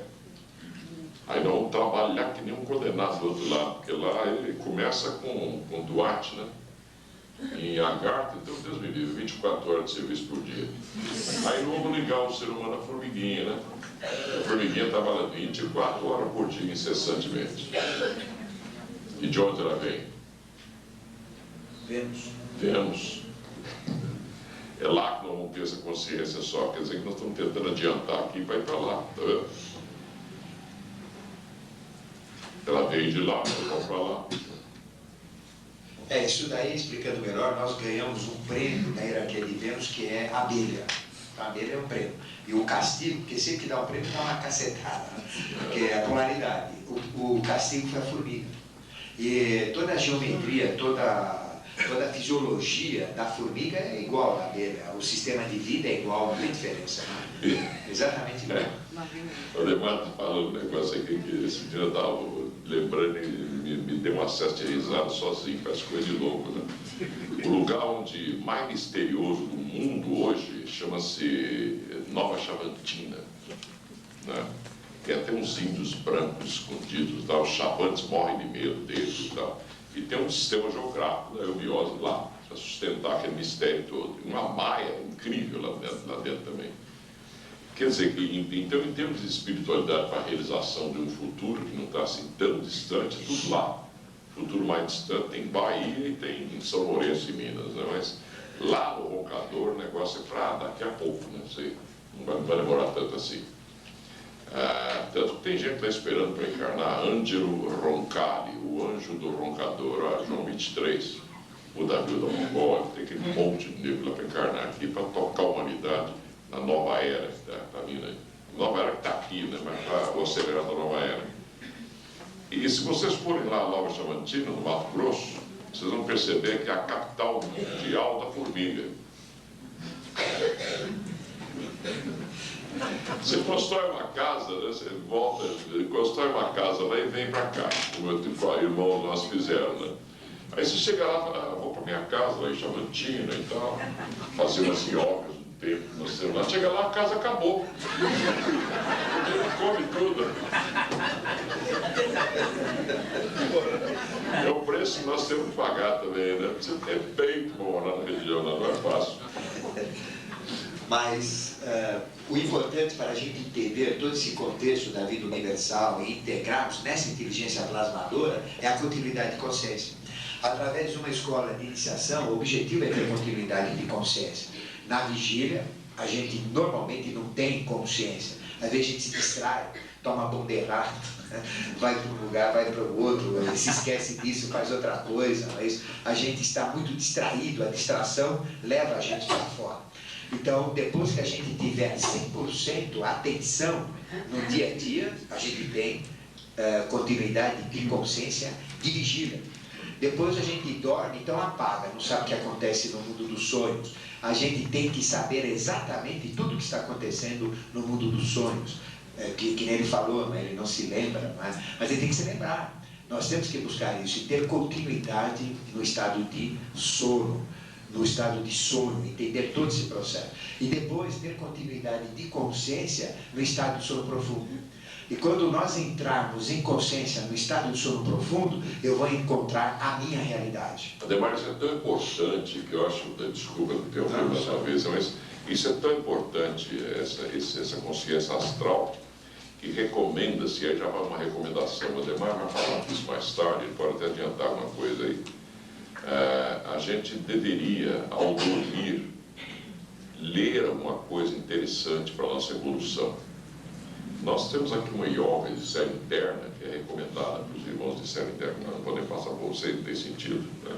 Só para os que estão iniciados aqui, para a gente ler toda noite. Como tem a recomendação também de, dependendo do horário, fazer certas yogas, né? Não assistir a certos espetáculos degradantes, ou violentos, né? Eu mesmo tento não fazer isso, mas eu gosto tanto, né? Será um filminho assim de bater mocinho, né? Policial. Eu acho que é isso que me atrapalha. Eu toda noite fico pensando assim, Rambo, essas coisas. Mas tem que deitar pensando. Então você enche de carapinho desse tamanho e vai deitar. Não dá, né? Não dá. Você tem que comer uma comida levinha, para ver uma sopinha, vai pra cama. Sexo, nem pensar. E relaxa bem, né? Fica lá. Aí sim a gente vai ganhando essa consciência. Mas é duro viver assim. Começamos trabalhando à noite, imagina. Mas o objetivo, então, é ter continuidade de consciência. E quando nós entramos em consciência no estado de sono profundo, nós vamos encontrar a nossa realidade, que é o nosso corpo causal, é o nosso espírito. E quando a gente entra em contato com o nosso espírito, nós entramos em contato com a nossa ideação. Ou seja, o que nós somos hoje? Uma personalidade. E essa personalidade é um resultado que veio de experiências anteriores. Então nós temos inúmeras personalidades. Personalidades da primeira raça mãe adâmica, da segunda hiperbórea, da terceira lemuriana, que ele falou, da quarta atlântida e da quinta ariana. Então o que eu sou? É o melhor que eu consegui, eu como essência, consegui fazer até hoje. Né? O Carvalho, o que ele é? É o melhor, né? Que a essência do Carvalho conseguiu fazer. O que é cada um de vocês? É o melhor que vocês conseguiram fazer. Por que vocês não são melhores? Vocês não conseguiram. Por que vocês não conseguiram? Porque vocês não adquiriram o agregado evolutivo. Meia coisa sua. Por isso que a gente tem que evoluir, caprichar nessa vida para na outra ser melhor. Esse é o processo de evolução. Então, este é o corpo causal. E quando nós entramos em contato com este corpo causal, a gente entra em contato com essa vida universal. A nossa consciência se abre e a gente começa a entender todo esse contexto evolutivo. E sabe o que dá? Dá uma sensação incrível. É que nem o Carvalho falou, é complicado falar, não é? Mas quando nós adquirimos um nível de adepto vem de adeptos, que quer dizer aquele que conseguiu. Então nós podemos escolher. Simplesmente, por exemplo, eu me tornei um adepto, sou um iluminado. Eu posso escolher. Eu posso escolher, por exemplo, eu vou desmanchar, não quero ser nada, quero subir, não quero apagar. Tanto sacrifício para apagar. Mas então apague, sobe, não sou nada. Porque tem que existir o nada para existir o tudo, né? Tá bom, eu falo, não, agora eu vou criar um universo. Eu vou criar um sistema evolutivo. Aí é que nós entramos no outro sistema e se integramos com aquela estrela que é nossa. Daí a gente tem também, né, Demar, os Budas de compaixão, porque o adepto é como se você pegasse a essência. Eu dei um exemplo ontem na palestrinha que eu fiz aqui sobre o que é iniciado, né? O adepto é aquele sujeito que ele consegue pegar toda a essência do sal do oceano e pôr numa colherinha de chá. Né? Quando eu falei colher de sopa, eu estou mudando. Colher de chá. Ele põe tudo ali. Quando ele sabe que ele tem aquela essência de todo o sal do oceano, né? Se ele chegar para o pai provavelmente diga para ele assim: ó, meu filho, você pode ficar brincando de criar o universo, cria lá, aquele pedaço lá de céu, né? Cria lá naquele lugar. Mas eu não sei, é livre-arbítrio seu, mas eu preferiria, se você pudesse, se diluir de novo essa colherinha de sal que você é no oceano da vida. Que aí você vai dando consciência às pequeninas partículas que sou eu mesmo inconsciente. Você que sabe.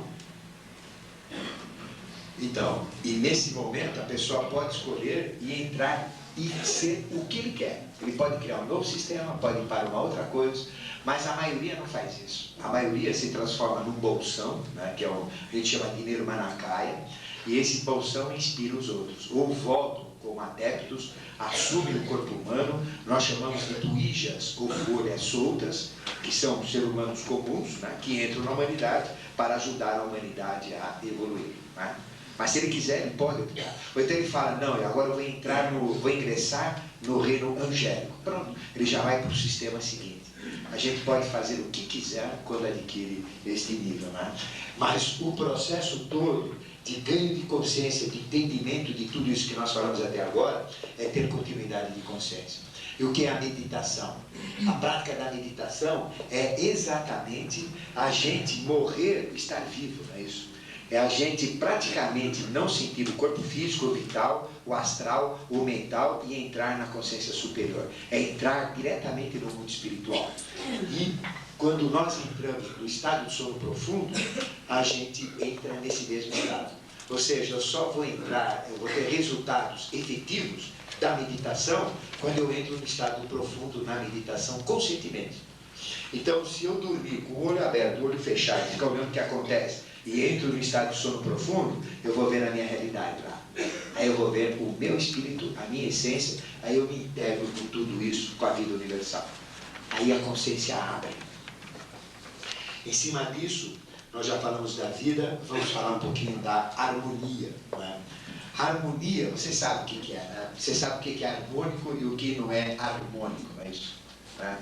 Por exemplo, como é que chama aquele cantor lá nordestino que usa terno amarelo, gravata vermelha?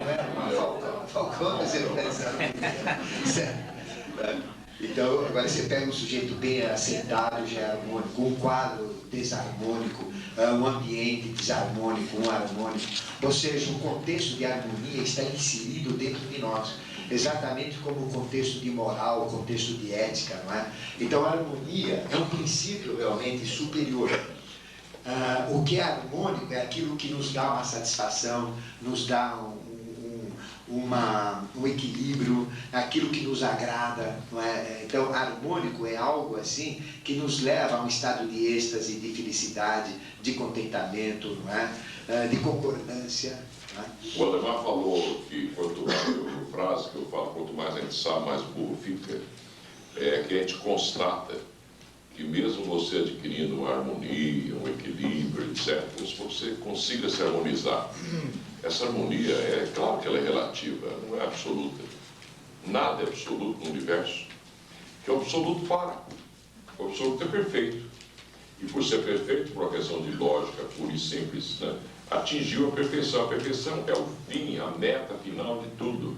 Como a vida não tem fim, né, como disse o Ademar, nada pode ser completamente perfeito. É perfeito para um ciclo. Estabelece-se uns parâmetros de um universo. Aqui dentro dessa bola vai desenvolver o universo. As leis que regem aqui são essas. O plano cósmico para esse universo é isso. Né? Tem que se atingir aquelas determinadas metas. Mas em relação a outros universos, a outros momentos da criação, não tem sentido falar assim harmonia bom, equilíbrio, o Ademar fala depois. Mas deixa eu tocar rapidamente nesse assunto uma vez. Distância de Dzian, estão ali, ó. Né? A Blavatsky escreveu a Doutrina Secreta Isis Sem Véu em cima de distância de Dzian, que compõe o livro mais velho do universo, vamos chamar assim. Né? O que as instâncias dizem numa determinada instância lá, o livro diz, né? Em princípio tudo era nada, do nada era tudo, quer dizer, não tem sentido falar daquilo, né? Seria o Parabrahman, ou aquela escuridão total, ou caos com K em grego, né? Onde existia uma harmonia e um equilíbrio tão grande que não existia vida como possamos imaginar. Até que surge um ponto de luz no seio do inefável, que é essa coisa, né? E esse ponto de luz se expande, gerando o Big Bang dos americanos. E esse ponto de luz aparece para gerar a desarmonia e o desequilíbrio para que possa ser girada a roda da vida. Vocês percebem? Que desarmonia e desequilíbrio é esse? Desarmonia e desequilíbrios programados. É a essa harmonia que ele se refere. É como um motor rotativo, que tem que ter uma folguinha, senão ele não gira. Se vocês montam o motor, o induzido, as bobinas de campo, o coletor, o carvãozinho, aquela coisa toda, mas sem uma folguinha para girar, e tem que ser enrolado, o Ademar é engenheiro, ele sabe disso, o induzido tem que ser enrolado e tal. Isso é enrolado. E quando injeta a eletricidade ali, quando, né, a eletricidade provoca a indução, né, aquilo faz assim e começa a girar. Tanto que o arranque do motor é complicado, como um carro para começar a girar é complicado, né? É a isso que a Blavatsky se refere. Tem que haver uma folguinha. Então, bendita seja toda a desarmonia programada, o desequilíbrio programado.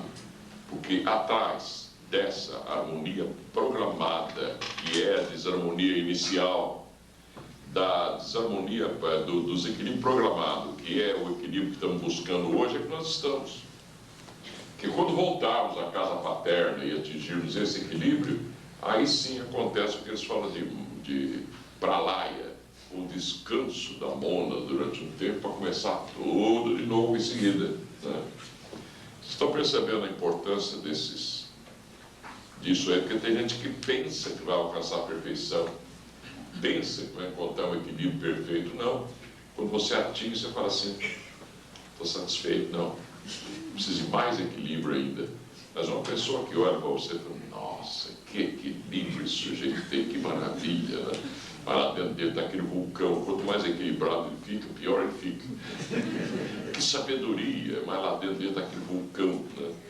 Aí vem a poesia do aquele sufre maravilhoso, ao Saad, né, que diz, quando roubaram o único bem que tinha, que era um tapetinho, né?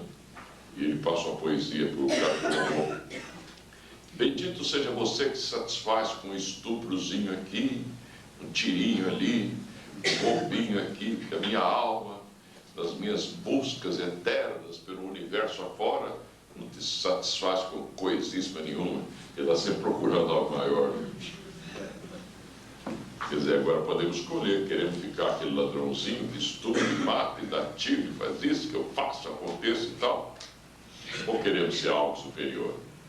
Essa inquietação traz um prazer enorme também. É melhor ser isso do que ficar com essa vida sem sentido da humanidade. Há quantas pessoas nessa sala hoje buscando alguma coisa? Vocês podiam estar jogando futebolzinho, mas não tem sentido correr atrás de um negócio cheio de ar lá, machucando a canela mesmo. Ou por outra, toda semana churrasco com os amigos, né? Ou então pega uma raquete, pá, o outro pá, ganha 20 milhões no ano, o Google está ganhando, pô, uma bolinha daquela para os caras ficarem ricos. Aí você vai para Harvard, faz pós-doutorado, morre pobre. Na humanidade, como é que é? Mas é assim, porque é criança. Vocês estão aqui para tentar tirar essa criancice de vocês, sair da infância psicomental.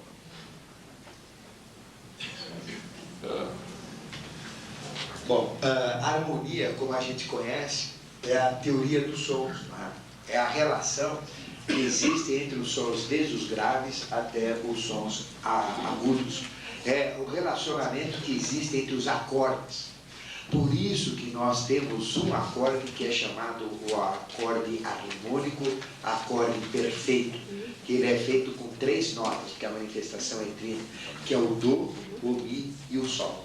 Então, tocando o acorde, tocar algumas notas repetidas, né? Então, tocando do, mi, sol, nós temos o acorde perfeito. E esse acorde perfeito é aquele om que a gente fala. Om. Então, toda a prática ritualística que a gente faz, toda a yoga que a gente faz, nós sempre começamos mentalizando este globo azul, que é a egrégora da obra, que é a egrégora dos devas da obra, e pronunciamos este bijan sagrado, é o bijan dos bijans, que é o Om, tocando o do e sol. E o Om, ao ser pronunciado, ele é a raiz de todos os sons. Se a gente quiser saber a maneira correta de pronunciar o Om, é não ouvir mais nada, a gente fica surdo, não ouve mais som nenhum. Então, Om, né, representa realmente esta tríade, acorde perfeito e harmonia.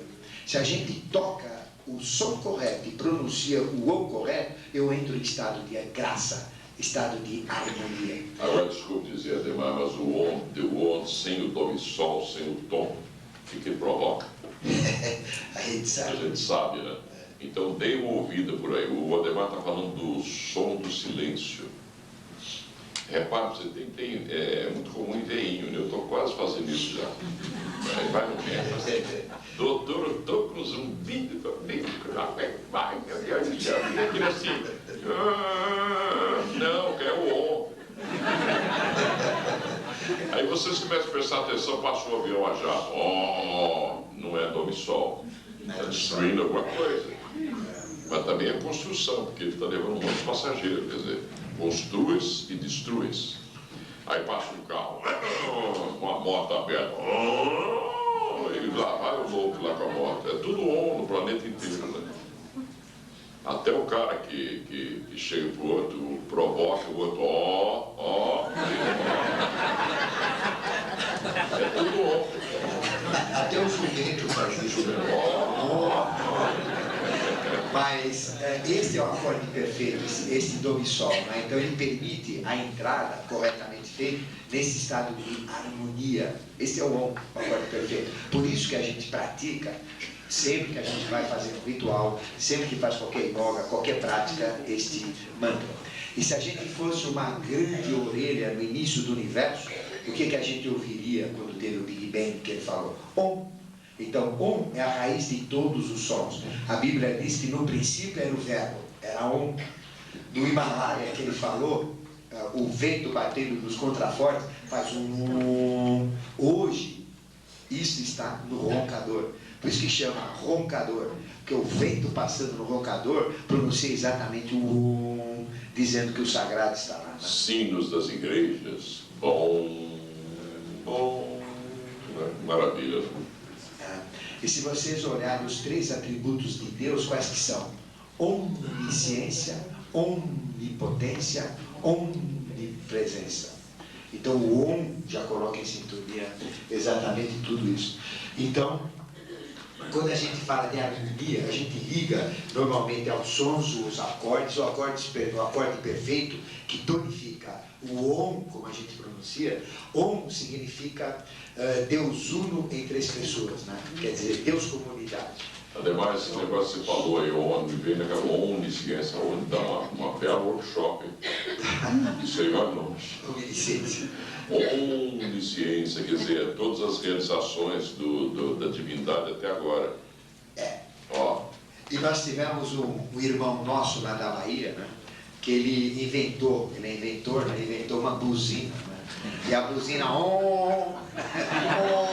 então, olha a ideia, né? Era tocar buzina, e aí geraria harmonia, tudo isso. Aí foi um sucesso, né? Aí teve uns que foram a favor, outros que foram contra. Agora, já pensou, passa uma gata ali, né? O rapaz, quer dizer, aí o sujeito dorminhoco, fleumático, para no farol, não anda, o colérico lá, quer dizer, caiu em desuso, acho que ele nem fabricou, né? Então é uma música do homem. Quer dizer, tem tudo. Mas foi interessante, né? Isso gerou uma polêmica, mas a harmonia, ela liga-se normalmente aos sons, né? De um contexto filosófico mais amplo, a harmonia é um conjunto de qualidades, é um conjunto de atributos positivos, né? É uma disposição equilibrada. Hoje todo mundo fala em Feng Shui ou Feng Shui, né? Que é uma harmonia também. Só que isso existe há mais de 10 mil anos na China, né? Agora virou moda. E na mundial, então, o que tem de gente que fala de Feng Shui, Feng Shui, porque não sei o que é lá. Não, porque tem um segredinho, é um octágono, né? Que a pacoa, que é estudado já em escolas de iniciação há tanto tempo, né? Mas, claro, né? É uma harmonia, né? É uma harmonia dos elementos, é uma harmonia do ambiente, não é? Mas todo esse conjunto de qualidades, disposição equilibrados, né? Ou seja, as partes, elas se ajustam de uma maneira adequada para formar um todo, não é isso? Isto é harmonia nesse contexto geral, não é? Quando a gente vive em felicidade, quando nós temos estados de paz, de concórdia, de amor, de tranquilidade, de paz, então a gente está em harmonia, não é? Então a harmonia é isto, não é? É estar em sintonia e equilibrado com todo o meio ambiente. Ou seja, nós como indivíduo não vivemos em harmonia. Porque em casa já viu, né? É complicado. Né? Ou é o filho, ou é o cachorro, ou é a sogra, ou é o vizinho, ou é a televisão, ou é o som alto. No trabalho a desarmonia é muito grande. Na humanidade a gente nem fala, não é? Então a gente conhece o que é harmonia, mas não vivencia a própria harmonia. Isso é um erro, porque se a gente trabalha, busca a harmonia, a gente muda totalmente a nossa vida em termos de ser uma vida melhor, não é? Mas a harmonia, na realidade, liga-se às vibrações, não é? Porque todo som, o estudo da harmonia mais profundo é o estudo das vibrações. Então, quando a gente fala harmonia, é a própria vibração. Aí vem a nossa vibração, estar em sintonia com a vibração ambiente, estar em sintonia com a vibração da Terra, estar em sintonia com a vibração dos planetas. Aí vem a harmonia das esferas. E os pitagóricos, né, aqueles que seguiam os conhecimentos de Pitágoras, eles buscavam a harmonia das esferas. E o que é a harmonia das esferas? Se nós olharmos o Sol ele tem os planetas em órbitas. Não é? Então nós temos Mercúrio, Vênus, Terra, Marte, Júpiter, Saturno, Urano, Netuno e Plutão, na sequência. E cada planeta descreve uma órbita elíptica em torno do Sol. Não é isso? Então, a relação que existe de um planeta para o outro, ou a distância de um planeta para o outro, não é? Essa corda, essa distância, ela é harmônica, ou ela segue uma linha harmônica, que é este quadro que eu coloquei. Isto, na astronomia, é conhecida como regra de Bode. Não é? Ele não era maçom, né? Era o nome dele mesmo, era Bode, né? Então, era a regra de Bode. Então, essa regra de Bode, ela tem esta relação que eu vou dizer para vocês. Então, veja que a harmonia das esferas, ou a posição dos planetas em relação ao anterior, estas cordas, elas correspondem às cordas musicais. Então, o planeta, quando roda em torno do Sol, ele emite um som. Então, existe o sonido de Mercúrio, o som de Vênus, o som da Terra. É que a gente não tem orelha para ouvir esse som, né? Mas se a gente tivesse um ouvido espiritualmente trabalhado, a gente sente estas harmonias das esferas. Então, o universo todo está girando, o universo todo está produzindo som.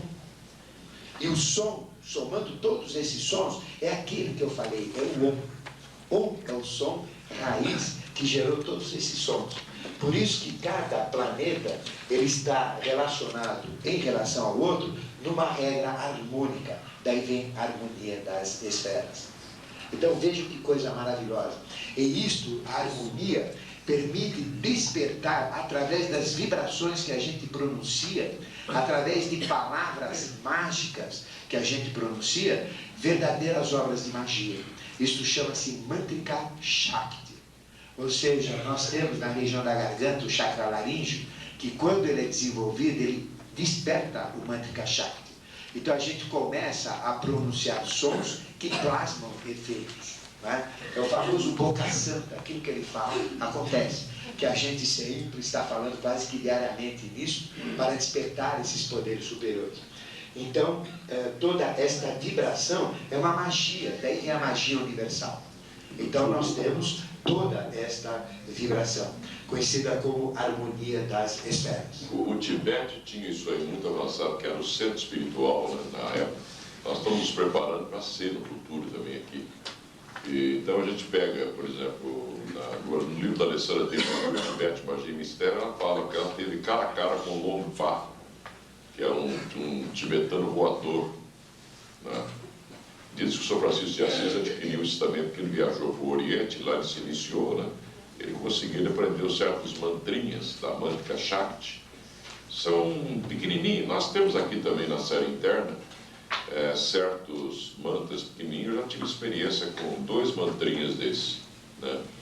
A gente consegue, como se fosse, dominar uns 50, 100 pessoas de uma vez. Só que você tendo um propósito adequado, caso contrário, as hierarquias do outro lado não deixam. Né? Imagine, por exemplo, uma pessoa tendo uma experiência com um mantra desse para o mal. Né? Eu olho uma mulher e falo, uma caminha que está com quase 60, por aquela de 20, aí mentaliza nela, né? Daqui a pouco ela está toda se desmanchando para a gente, não é isso. Você tem um pouco de juízo na cabeça, quer dizer, então, lá no Tibete, a Alessandra, ela teve cara a cara com o Longpa, e o Longpa era só um correio do Tibete, gente. Isso é pura besteira, então, em termos assim de desenvolvimento mental, né?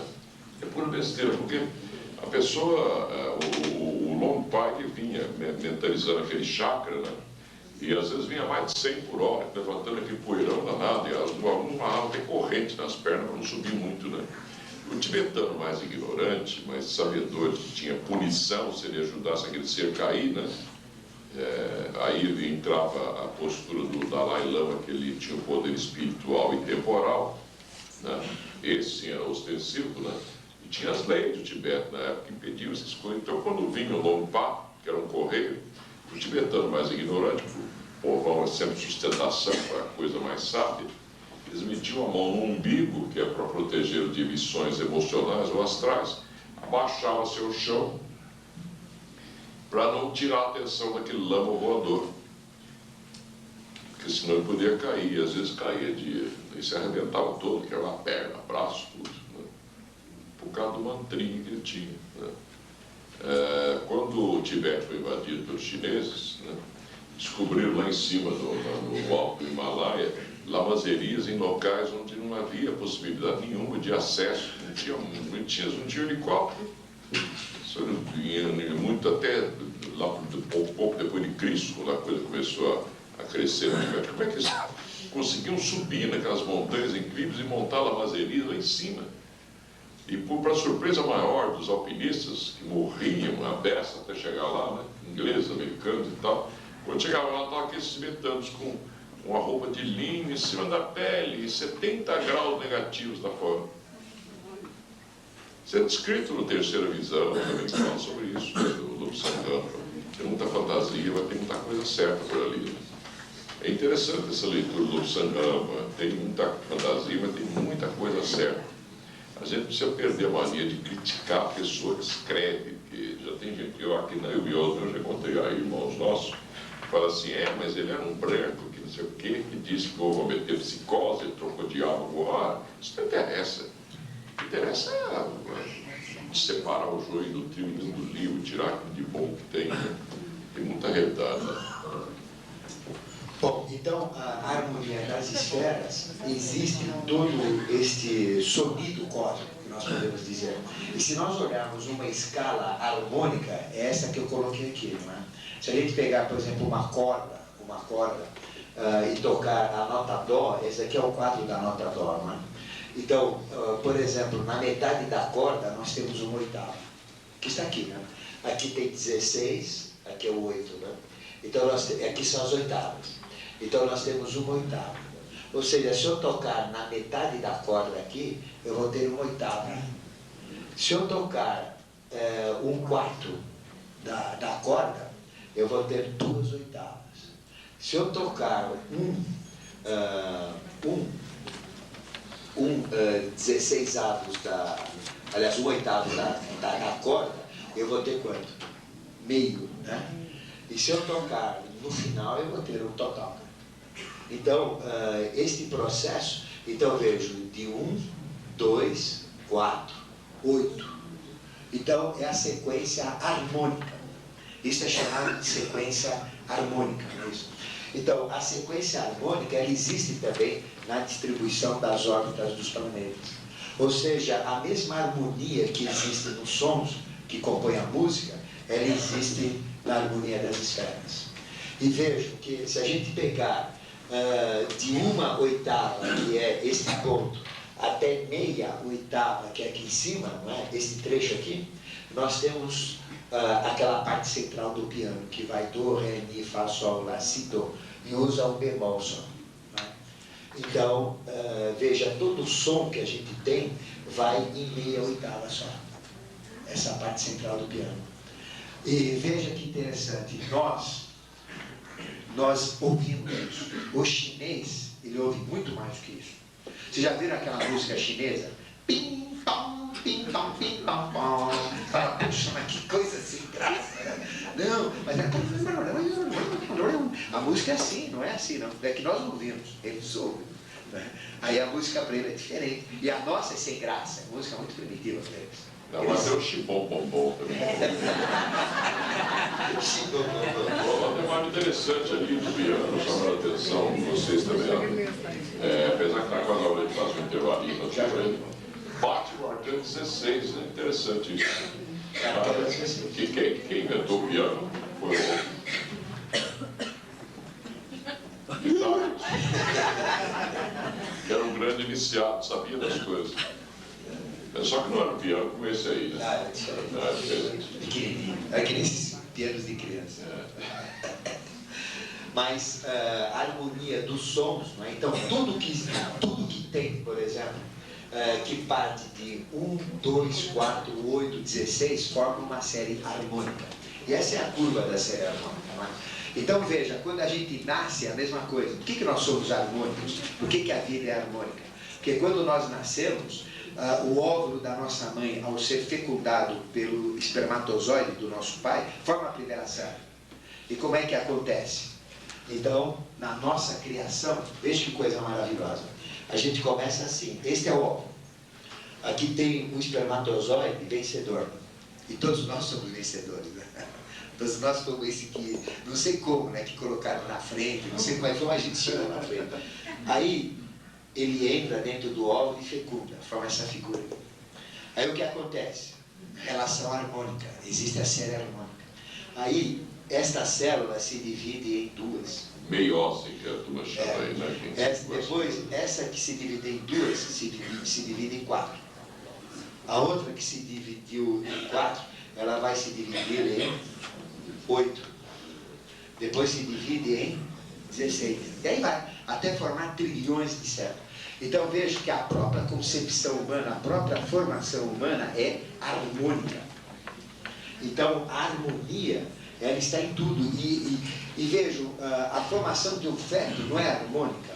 Ela é harmônica, ela é perfeita. Não tem nada, não tem ninguém que fala que é errado, que não é legal, que não é proporcional. Não tem nada, né? Ela é harmônica pura. Agora, se você tem um defeito de DNA, o que acontece com isso aí? Muda tudo. Muda tudo, porque começa a desarmônica. Então vão reproduzindo harmonicamente, mas a ideação já está errada lá atrás. Quer dizer, o pontinho lá, já tem um problema do óvulo da mulher e tal, aí vai. É por isso que o ser humano precisa aprender a viver aqui. Né? Porque essa troca de casais, troca de homem, troca de mulher, não sei o que, essa vida atrapalhada que a gente leva, nós não temos corpos eucarísticos, ou corpos que, mediante posturas mentais adequadas, comida, uma série de coisas, a gente vai preparando esses corpos para reproduzir e não para virar santo. Entenderam?